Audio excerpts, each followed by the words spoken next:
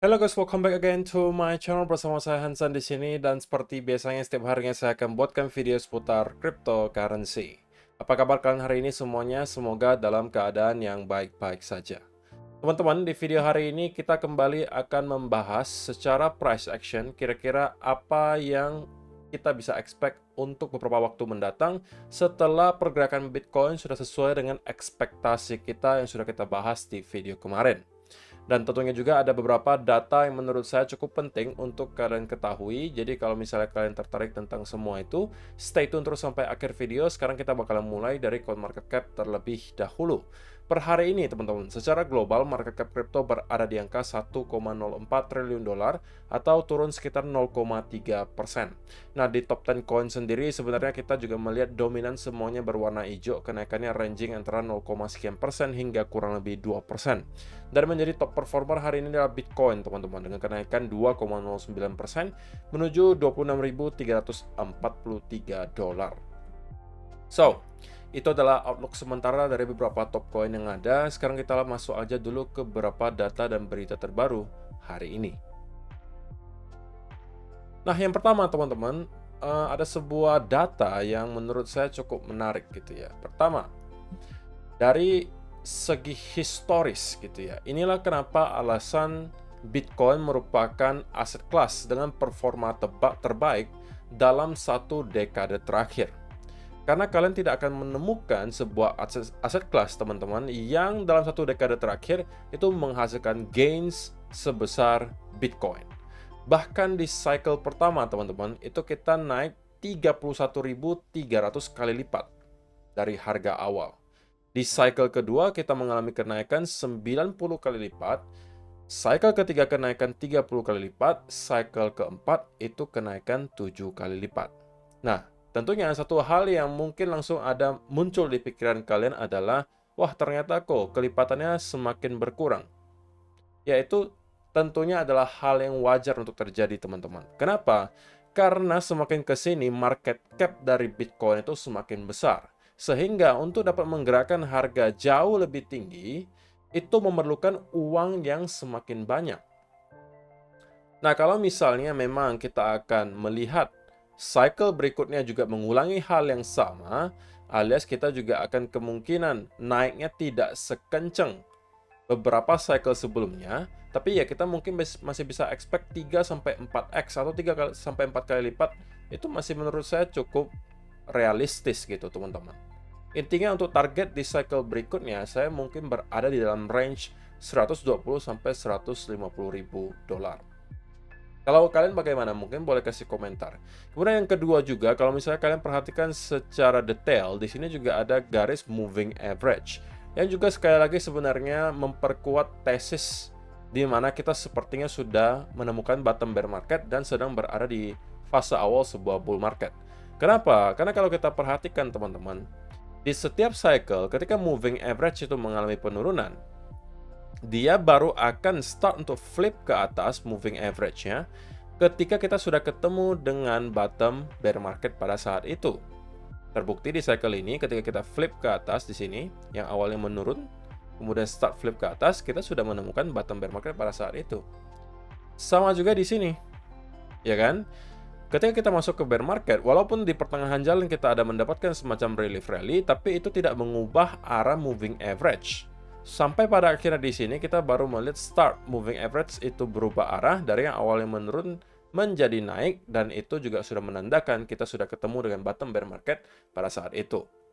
Cycle berikutnya, hal yang serupa juga kembali terjadi. Kita juga melihat ada beberapa kali relief rally terjadi di sini, teman-teman. Tapi itu tidak mengubah arah moving average yang awalnya naik menjadi turun, yang menunjukkan bahwa kita berada di fase bear market. Tetapi ketika kita sudah flip dari yang awalnya menurun menjadi naik, kita juga sudah menemukan bottom bear market pada saat itu. Nah, kali ini teman-teman, kita juga sebenarnya membuat atau melakukan hal yang sama, di mana kita mendapatkan ada bear market yang berkepanjangan sehingga moving average mengalami penurunan. Kemudian kita sudah start sebenarnya untuk flip ke atas ketika kita berada di sekitaran di sini, teman-teman. Nah, pertanyaannya tentunya yang sering banget ditanya oleh orang-orang adalah apakah kali ini akan berbeda, will be this time different gitu daripada yang sebelum-sebelumnya. Tentunya tidak ada yang bisa menjawab selain nanti market sendiri yang akan membuktikan. Apakah benar kita sudah berada di fase awal sebuah bull market, ataukah ternyata kita masih akan mendapatkan flush terakhir, atau fase kapitulasi terakhir, membuat lower low baru, sebelum pada akhirnya kita akan masuk ke bottom bear market, dan start untuk building momentum untuk bull market yang baru. Itu yang pertama. Yang kemudian kedua juga, ini adalah sebuah chart yang menunjukkan adanya korelasi yang cukup kuat ternyata teman-teman, antara pergerakan harga Bitcoin dengan US Dollar Index plus Global M2 Money Supply. Ya simpelnya, ada korelasi antara harga Bitcoin dengan Dollar Index dengan jumlah uang yang beredar di dunia teman-teman. Liquidity yang ada. Nah, setiap kali kita melihat liquidity itu tinggi atau global money supply itu tinggi di sini, itu biasanya Bitcoin juga pergerakan harganya bakalan baik. Ya, logika sederhananya seperti ini teman-teman. Kalau misalnya global liquidity itu lagi naik, artinya banyak central bank yang mencetak uang baru. Mencetak uang baru tujuannya adalah untuk menstimulus orang-orang. Sehingga kemungkinan ada sebagian yang merasa uangnya berlebihan gitu ya, karena kan dikasih stimulus terus-menerus gitu kan, uangnya berlebihan karena tidak mau disimpan di bank, kemungkinan mereka carikan sebagai aset kelas yang bisa diinvestasikan, mungkin bisa ke saham, mungkin juga bisa ke kripto. Dan setiap kali global M2 di sini mengalami kenaikan, kita bisa melihat bahwa Bitcoin juga mengalami drawdown yang sangat tipis, alias tidak mengalami penurunan. Nah, baru akan mengalami drawdown atau penurunan di sini itu ketika global money supply itu start untuk menurun. Dan juga dollar index sedang mengalami penguatan. Nah, untuk sementara teman-teman, kita sedang melihat short term itu dollar index sedang bullish. Tetapi untuk mid term sampai long term, saya masih cenderung bearish seperti yang sudah saya sampaikan. Dan untuk pergerakan short term itu sudah sesuai dengan yang kita bahas di video kemarin teman-teman. Bahwa dollar index kembali melakukan penguatan, tapi bagi saya ini hanya sebuah bagian dari konsolidasi yang lebih besar. Sebelum pada akhirnya kita akan drop lagi ke bawah. Jadi, rupanya korelasi Bitcoin itu tidak hanya di luar indeks, tapi juga di global M2 money supply. Oke, jadi itu adalah fakta yang menarik menurut saya. Dan juga untuk data yang simple, number of addresses with balance more or equal 1. Jadi, jumlah alamat yang nge-hold Bitcoin lebih dari atau sama dengan 1. Itu juga berada di track yang positif. Kita terus mengalami kenaikan di sini. Sekali lagi, ini adalah salah satu chart yang saya sangat pengen lihat untuk terus mengalami kenaikan. Kalau bisa justru naiknya lebih drastis dari ini. Kenapa teman-teman? Karena kita pengen memperbanyak porsi kita sebagai retail sekali lagi. Kalau misalnya terlalu banyak circulating supply yang di hold oleh para pemain besar, maka kita nggak bisa pungkiri bahwa mereka akan sangat gampang untuk dapat memanipulasi harga. Orang barangnya mereka yang pegang semua gitu loh. Sama ketika contohnya mungkin kemarin pada saat COVID-19 baru masuk ke Indonesia, lagi marak-maraknya, lagi parah-parahnya COVID-19 gitu. Apa yang langka di sini adalah masker. Nah, padahal barangnya itu harusnya ada teman-teman, tapi ditumpuk oleh sekelompok oknum. Mereka tumpuk maskernya sehingga ketika barangnya sudah mulai langka, mereka bisa menjual dengan harga yang lebih tinggi. Nah, sama juga di sini teman-teman. Kalau misalnya para paus memegang jumlah stok Bitcoin yang sangat banyak, mereka mau ngapain itu lebih gampang gitu loh. Makanya saya lebih pengen melihat bahwa para retail juga mengambil porsi yang cukup besar. Mungkin 40-50% itu udah fine menurut saya. Tapi kalau masih di bawah misalnya 20%, itu menurut saya cukup mengkhawatirkan gitu. Jadi sampai kapanpun saya rasa akan sangat sulit untuk kita menghindari yang namanya manipulasi kalau ternyata itulah yang terjadi.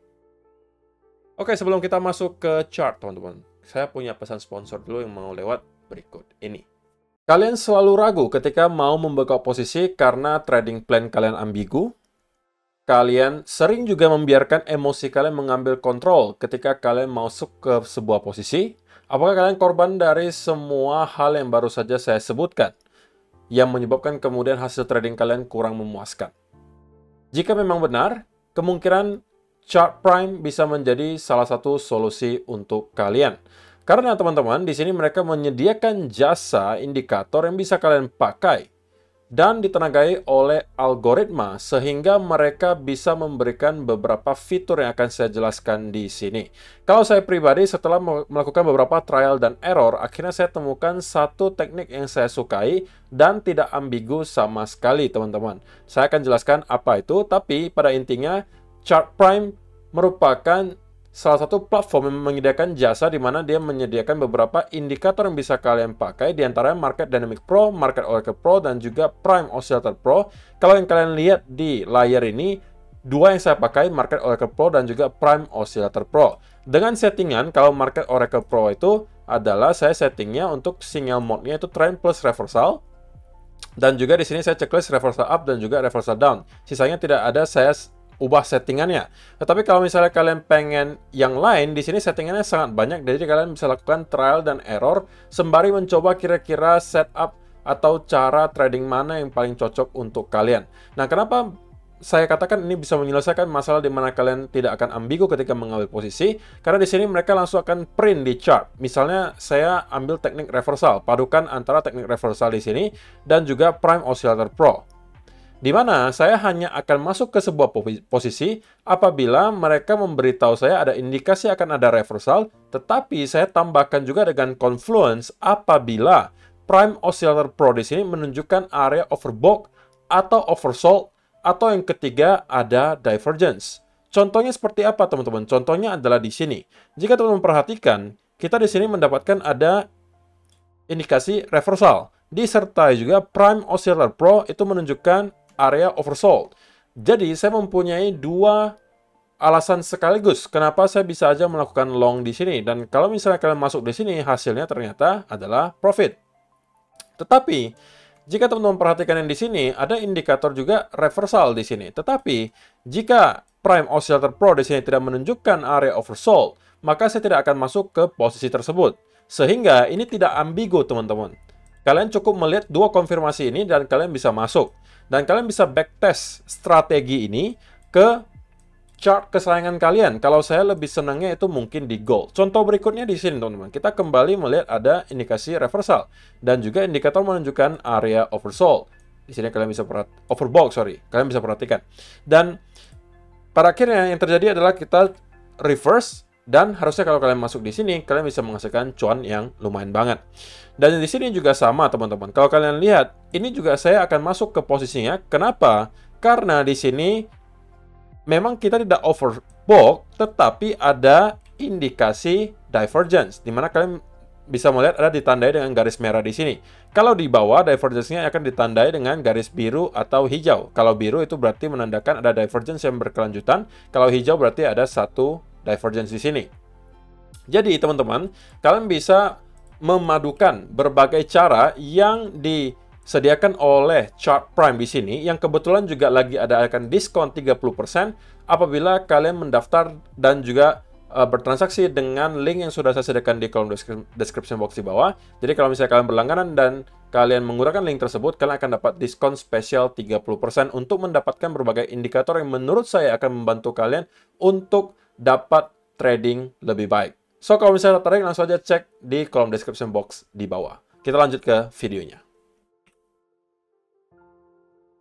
Oke, itu dia teman-teman. Kalau misalnya kalian tertarik untuk mencoba Chart Prime, link pendaftarannya untuk diskon 30% sudah saya sediakan di kolom description box di bawah.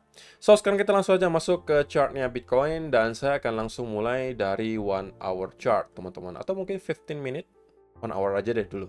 So, di video kemarin saya ada sampaikan ke teman-teman semua bahwa ini sebenarnya ada sebuah setup juga yang kalau misalnya tervalidasi bisa teman-teman manfaatkan untuk short term long. Setup apakah itu? Itu adalah setup inverse head and shoulder, teman-teman. Saya sampaikan apabila kita start terkonsolidasi di sekitaran area di sini dan kemudian break di atas area 25.800 di sini. Ini akan menjadi validasi dari inverse head and shoulder yang kita lihat di sini. Karena neckline-nya adalah di sekitaran area ini, teman-teman. Dan kalau misalnya kalian perhatikan, kita ketika melakukan breakout dari track neckline tersebut, kita kemudian melakukan apa? retest. Dan ini adalah menjadi setup kalian untuk masuk. Jadi kalau misalnya kalian sudah sempat masuk di sini teman-teman, maka kalian mungkin harusnya sudah take profit sebagian. Karena sekali lagi saya sampaikan ini di video saya beberapa hari yang lalu, bahwa saya masih melihat target untuk Bitcoin adalah pertama untuk menembus di area 26.300-an di sini. Area kedua adalah 26.600. Nah, kalau misalnya kalian memang pengen untuk ngetargetin target terakhir di sini, fine, terserah kalian. Tapi ini jaraknya juga tidak terlalu jauh, teman-teman. Jadi kalau misalnya kalian merasa tidak yakin bahwa Bitcoin akan mampu jebol dari sini, ya mungkin sudah boleh start untuk taking profit. Tapi kalaupun kalian merasa ini akan tetap melanjutkan kenaikan ke atas, saya sarankan antara kalian melakukan take profit sebagian, atau yang kedua, paling tidak kalian sudah menggeser stop loss-nya ke arah entry. Oke, jangan sampai ambil resiko terlalu tinggi. Sekali lagi, karena teman-teman kita sedang melawan momentum. Bagaimana cara tahunya melawan momentum? Kalau kita zoom out ke 4-hour chart, maka kita masih bisa temukan bahwa yang kita lihat di sini momentumnya masih cenderung bearish. Oke, kenaikan yang kita lihat di sini tidak ada apa-apanya jika kita bandingkan dengan penurunan yang ada di sini. Sehingga jangan kita terlalu overconfidence dan kemudian menyatakan, wah berarti ini udah bottom kok, kita pasti akan langsung naik ke 28.000, 29.000 atau bahkan ke high yang baru. Nah, saya tidak menyatakan bahwa hal tersebut tidak mungkin terjadi, teman-teman. Tetapi yang pengen saya sampaikan di sini adalah bahwa kalau misalnya teman-teman memang dari awal itu tujuan trade setup-nya adalah untuk short term, maka kalian harus take profit-nya itu juga ya sesuai dengan planning kalian di awal. Jangan sampai kalian plannya di awal short term, tapi karena ngelihat mungkin market naiknya lumayan kenceng di sini, lalu kalian berubah pikiran, maunya lebih greedy lagi ke atas, dan mungkin targetnya sampai ke 28-29 ribu. Ya sah-sah saja teman-teman, tapi ya menurut saya itu kalian berarti tidak konsisten dengan trading setup kalian. Kalau misalnya kalian memang dari awal tujuannya sudah targetin ke sana, ya itu fine. Misalnya, kalian katakan kalian masuk di sini, saya memang targetnya dari awal sudah di 30.000 kok. Nah, itu oke. Tapi kalau misalnya kalian ikuti setup saya yang kemarin, saya sampaikan ini adalah trade short term setup gitu. Atau setup untuk jangka pendek. Jangan kalian bawa untuk jadi swing. Ya, kecuali kalian memang confidence banget, terserah kalian, tapi itu saran saya saja. Nah, untuk sementara teman-teman, kita melihat bahwa dengan jelasnya Bitcoin itu mendapatkan semacam resistance di sekitaran area 26.300 sampai 400 di sini. 3 kali kita mencoba bahkan untuk dapat jebol di atas area tersebut, namun berkali-kali mendapatkan rejection. Tentunya untuk sekarang kita masih harus memantau dengan dekat apa yang pengen Bitcoin lakukan berikutnya. Dan ada beberapa clue yang bisa kita manfaatkan untuk mengetahui kira-kira pergerakan berikutnya dari market maunya kemana. Nah, pertama, jika kita sampai mampu break di bawah area 26.100 di sini, maka itu bisa saja memvalidasi triple top di sini, teman-teman. Oke, ini adalah neckline-nya.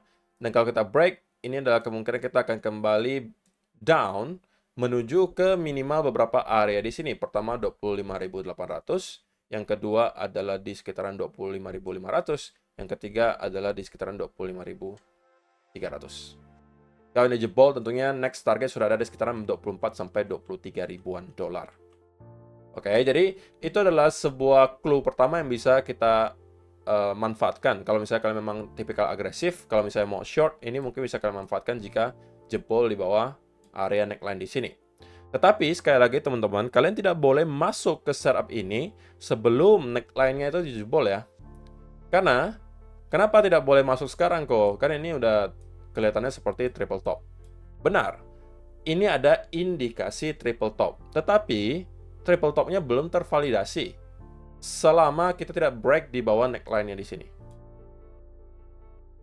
Karena, kalau misalnya kalian masuk di sini, pattern-nya bisa saja berubah teman-teman.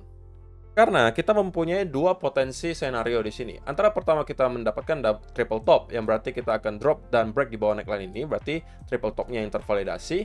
Tapi senario kedua juga adalah kita juga bisa membuat semacam yang namanya rectangle. Kemudian kita jebol ke atas. Atau kita bisa membuat juga ascending triangle. Artinya ada dua senario, antara pertama kita membuat triple top, Yang kedua, kita membuat pattern continuation. Yang berarti Bitcoin kasih clue ke kita bahwa dia belum selesai kenaikannya dan masih akan melanjutkan kenaikan. Kemungkinan next target itu jebol di atas area 26.600-an. Oke, jadi kalau misalnya untuk teman-teman yang belum sempat masuk ke posisi apapun, ya saya sarankan untuk menunggu kedua clue tersebut terlebih dahulu. Oke, sebenarnya kalau kalian untuk buy di sini, saya rasa risk to reward ratio-nya tidak lagi terlalu baik. Berbeda cerita kalau kalian masuk di sini. Untuk short, sekali lagi baru akan valid triple top-nya jika kita sudah break di bawah neckline-nya di sini. Kalau kalian mau ambil setup tersebut, terserah. Kalau misalnya kalian memang bisa menemukan setup dengan risk to reward ratio yang baik, ambil saja. Tapi kalau misalnya tidak, ya sudah, stay away from the market terlebih dahulu, teman-teman. Walaupun kita mempunyai clue dari market, tidak wajib kita ambil juga. Karena kadang-kadang kita akan terhadang karena risk to reward ratio dari setup tersebut mungkin tidak memadai. Jadi untuk pergerakan Bitcoin berikutnya akan bergantung ke price action mungkin selama beberapa jam ke depan. Kalau misalnya kita start untuk membentuk semacam ascending triangle di sini, ini adalah berarti Bitcoin akan start untuk melanjutkan kenaikan minimal menuju 26.600. Tetapi kalau kita kemudian tiba-tiba kembali mendapatkan sell off dari sini dan break di bawah area 26.100, maka kita akan kemungkinan memvalidasi triple top di sini dan menuju ke beberapa area yang tadi sudah saya sebutkan. So, saya rasa itu aja sih yang perlu saya sampaikan di video hari ini, teman-teman. Terima kasih untuk kalian yang sudah menonton sampai selesai. See you in the next video. Bye-bye.